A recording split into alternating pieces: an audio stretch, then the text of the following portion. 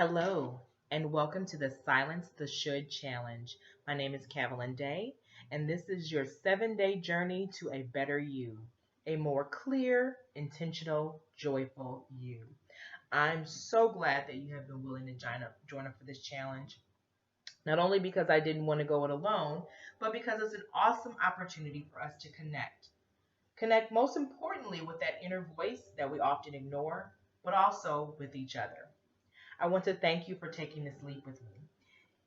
And if you haven't already done so, please make sure that you join the Silence the Should Facebook group for support and encouragement and to have a safe space to bounce things around outside of your head. I want to tell you a little bit about how I decided to start this challenge. A few weeks ago, I participated in a business clarity challenge that was designed to help you make conscious steps towards starting or growing your business. You'd be amazed how many people have great ideas that never go anywhere because they don't buckle down and use them. In addition to getting some great tips and having the support group, I think one of the best parts of the challenge was that it required me to commit 20 to 30 minutes per day on my business. It's amazing what you can accomplish when you devote a set amount of time regularly to a task. About this time, I was beginning to contemplate that busy holiday season and wanting to live more intentionally rather than having it fly by in a blur. It may have been prompted by those Facebook pictures that keep popping up telling me how many Fridays there is until Christmas, but I think the business challenge might have prompted me to think about how I can apply similar techniques to my personal life. Reading Priscilla Shire's book Fervent also helped, as it challenged me to spend time in prayer and meditation about my family with God. So let me ask you this question. How often do you spend time focusing on your joy, your peace, the contentment in your family? I don't mean worrying or stressing or even organizing, but I mean consciously devoting time to the intentional pursuit of joy. If you're like most, you don't spend any time at all. Most of us passionate supermoms spend time packing lunches, cleaning kitchens, homeschooling, commuting, or even business building. We focus on the health and well being of our family and even on the maintenance of our home. But we spend very little time living our best life. So, this 7-day Silence the Should challenge is about getting clear, really clear about the things that matter most in your life so that you can have a more joyful life and not just a full one. As we embark on this challenge, like many others, you may be beginning to plan a move or vacation or just prepping for the holiday festivities. You've got plenty to do, and I understand. However, I want you to promise to spend a little time with me, and I do mean a little, each day, really meditating on the core values that you want to experience in your life. As you become clearer, you can actively seek what you want to see and create spaces for your life to attract just the things that you need. Over the course of the next 7 days, I'm going to show up in your inbox every morning, sometimes with a funny video, sometimes with a brief video like this, and a challenge.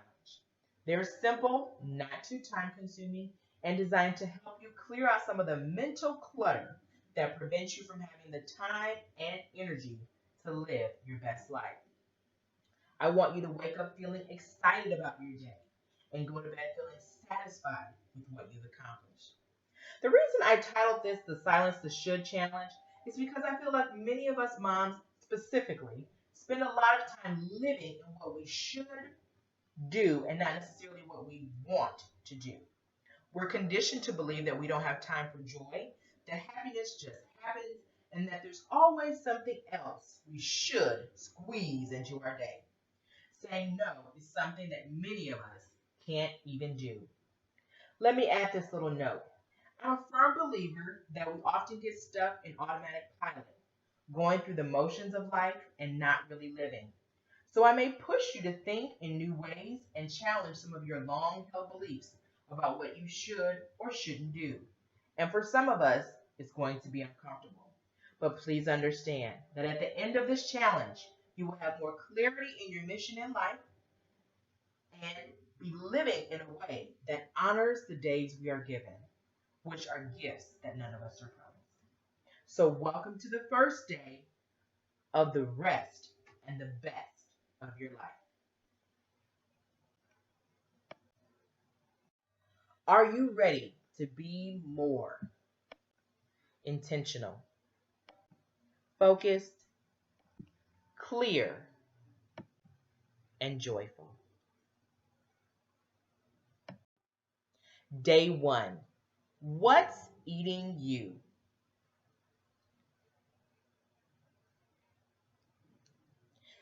Day one of a diet is both the hardest and the easiest day. First, you still have some of that energy and commitment level. Maybe you still buzzing off that last piece of chocolate cake from the night before. So you're not necessarily feeling too deprived from your diet. However, if you're adding some exercise into that routine, you might also be experiencing something new and some pain to go with it. I remember when I first tried Zumba, I'm sure I looked as foolish as I felt, barely keeping up and panting along the way. While the endorphins helped me during the day, by that evening I was praying I would not have to go to the bathroom because squatting was simply not an option. Today is all about what you're already doing. I want you to begin the challenge by knowing why you joined. I know that you either received an email from me personally or that you clicked on a link on Facebook or Twitter, but I want to know your real why. There's something inside of you that was pulled to this challenge. I'd love to believe that my clever image creation was magnetic or that my marketing was impeccable, but I'm more inclined to believe that there was something inside of you drawn to the idea of clearing a pathway to your best life. Since my main goal is that when you walk away from this challenge, you'll be walking wholeheartedly towards your destiny, I want to make sure we don't waste time on things you don't need.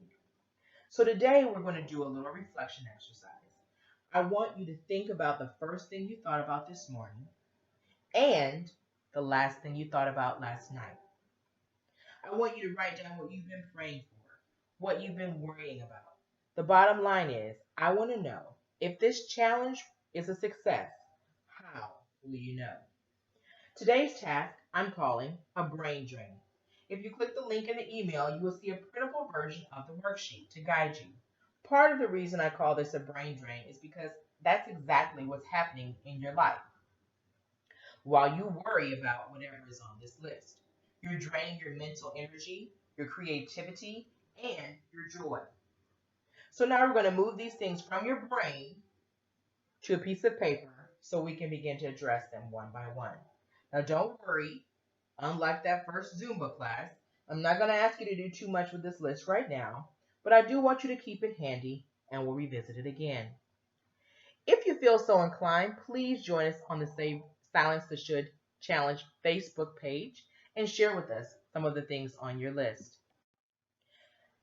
Remember to stay connected either on Facebook, Twitter, and my favorite, Pinterest, at Indie Parent Coach, that Facebook group, Silence the Should, or visit my blog. Until tomorrow, well wishes.